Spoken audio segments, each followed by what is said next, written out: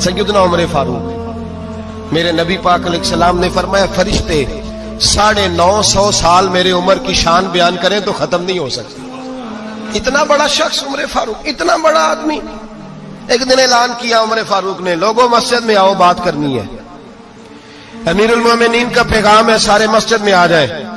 کھچا کھچ مسجد نبوی صحابہ سے بھر گئی، اور ایسا جب اعلان ہوتا تھا تو صحابہ دوڑ کے آتے تھے، شاید کو جنگ ہے، شاید کسی نے حملہ کر دیا ہے، شاید کوئی نئی بات ہے، دوڑے آئے لوگ، مسجد نبی کھچا کھچ بھر گئی۔ سیدنا فاروق اعظم رضی اللہ تعالیٰ عنہ ممبر پہ بیٹھے، حضرت عبد الرحمن ابن عوف رضی اللہ تعالیٰ عنہ فرماتے ہیں کہ صحابہ تجسس کے دیکھ رہے ہیں کہ پتہ نہیں کسی طرف سے پیغام نہیں آ گیا، کوئی کافر حملہ نہیں کرنے لگا، اللہ جانے کیا ہوا ہے، بڑی پریشانی ہے۔ عمر بیٹھے، اللہ کی حمد کی، نبی پاک صلی اللہ علیہ وسلم پر درود پڑھا، اور پھر عمر فاروق بولے، فرمانے لگے میں جب مکے میں رہتا تھا نا تو کبھی گھر میں قحط آ جاتا تھا، کبھی قحط آتا تھا گھر میں، بکریوں کے دودھ خشک ہو جاتے تھے، گندم نہیں ملتی تھی، پانی نہیں ہوتا تھا، تو فرمایا میری اماں مجھے خالہ کے گھر بھیج دیتی تھی۔ قبیلہ بنو مخزوم، اس قبیلے میں میری خالہ کی شادی ہوئی تھی تو وہ مالدار لوگ تھے، ان کے پاس زیادہ بکریاں، زیادہ اونٹ، زیادہ گائیں، زیادہ کھیت تھے۔ حضرت عمر فاروق فرمانے لگے میں ان کے گھر جاتا تو میرے خالو سمجھ جاتے کہ عمر کو اس لیے بھیجا گیا ہے کہ قحط آ گیا ہے، فرماتے ہیں وہ مجھے سویرے بکریاں چرانے لے جاتے، شام تک میں ان کی بکریاں چراتا ہوں۔ امیر المومنین عمر، ایک طرف مسئلہ یہ ہے کہ کیسر و کسرا کی دیواریں ہل رہی ہیں عمر کے نعروں سے، اور ادھر عمر ممبر پہ بیٹھ کے خطبے دے رہے ہیں، فرماتے ہیں میں بکریاں چراتا، شام تک خالہ کے گھر جا کے مزدوری کرتا، اور فرماتے ہیں شام ہوتی تو ایک مٹھی کشمش مجھے دیتے وہ۔ آپ فرماتے ہیں میں بڑے قد والا تھا، ایک مٹھی کشمش ملتی ہے، کبھی ایک مٹھی کھجوریں، میں شام کو کھا کے سو جاتا۔ کئی مہینے یوں ہی گزرتے تو میری اماں کا پیغام آتا کہ علاج صحیح ہو گیا، میرے بیٹے کو بھیج دو۔ یہ بات کہی، حضرت عمر رونے لگے، اور پھر کہنے لگے اب وہ وقت آیا ہے کہ لوگ مجھے امیر المومنین عمر کہہ کے پکارتے ہیں۔ بس یہ دو باتیں کی، عمر نے کہا چلو ظہر کا وقت ہو گیا، اذان پڑھو،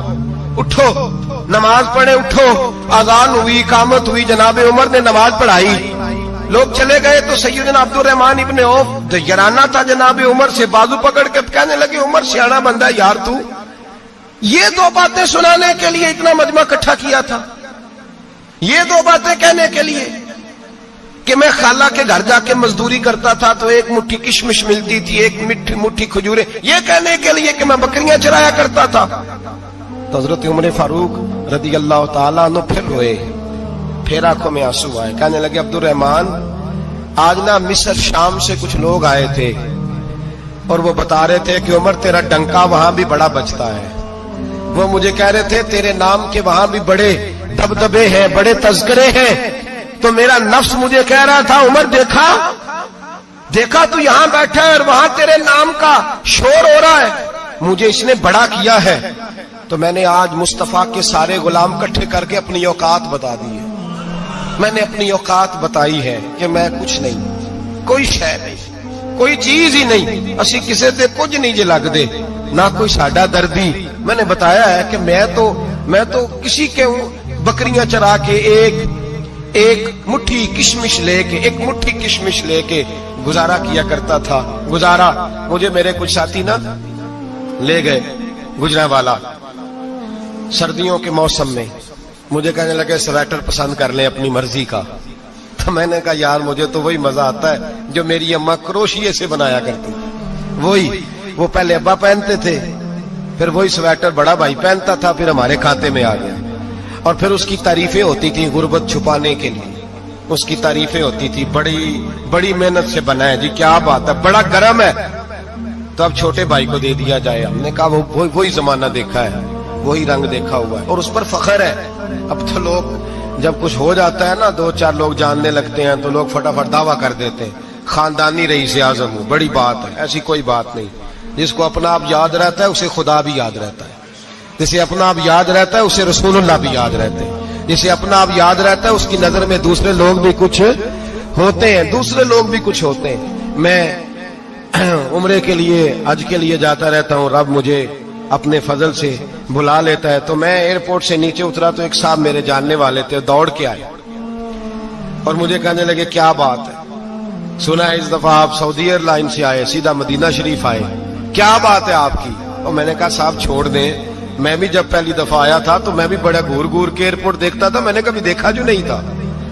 میں بڑا گور گور کے دیکھتا تھا, کوئی ایسی بات نہیں ہے, یہ نظام قدرت ہے, بادشاہ کے فیصلے ہیں, وہ جب چاہتا ہے جس طرح کے چاہتا ہے فیصلے فرما لیتا ہے, تو یہ اس کے فیصلوں کی بات ہے. ہم لوگ نا جس حیثیت پہ ہوتے ہیں وہیں رہ جاتے ہیں, پچھلی بات بھول جاتے ہیں, اس لیے ہم چاہتے ہیں جو بھی ہمیں ملے جھک کے ملے, جو بھی آئے, اور یہ میرا آپ کا سب کا مشترکہ معاملہ ہے. میرے نبی پاک صلی اللہ تعالی علیہ وسلم نے صحابہ سے پوچھا تمہیں بتاؤں جنت کے بادشاہ کون ہوں گے؟ جنت کے عام لوگ نہیں, جنت کے, بولیے گا ذرا, جنت کے اللہ بادشاہ. جنت میں تو جانا بڑی بات ہے, حضور جنت کا بھی بادشاہ, ابن ماجہ میں لفظ ہے. تمہیں پتہ ہے جنت کے بادشاہ کون ہوں گے؟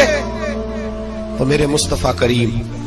صلی اللہ تعالی علیہ وسلم کے غلاموں نے کہا حضور ہمیں نہیں پتا. تو حضور نے فرمایا جنت کے بادشاہ وہ لوگ ہوں گے جنہیں دنیا میں کوئی بھی نہیں جانتا تھا, جن کے کپڑے سادے ہوتے تھے, جو غریب لوگ ہوتے, جو سفارش کرتے تھے تو ان کی قبول کوئی نہیں کرتا تھا, جو کسی کے ساتھ جاتے تھے تو ان کو مانتا کوئی نہیں تھا, وہ جنت کے بادشاہ ہوں گے, بادشاہ. اور فرمایا قیامت کے دن جب لوگ انہیں دیکھیں گے تو ان پر فخر کریں گے, رشک کریں گے, کہیں گے کیا بات ہے تمہاری. یہاں تو شوق ہی بڑا ہے,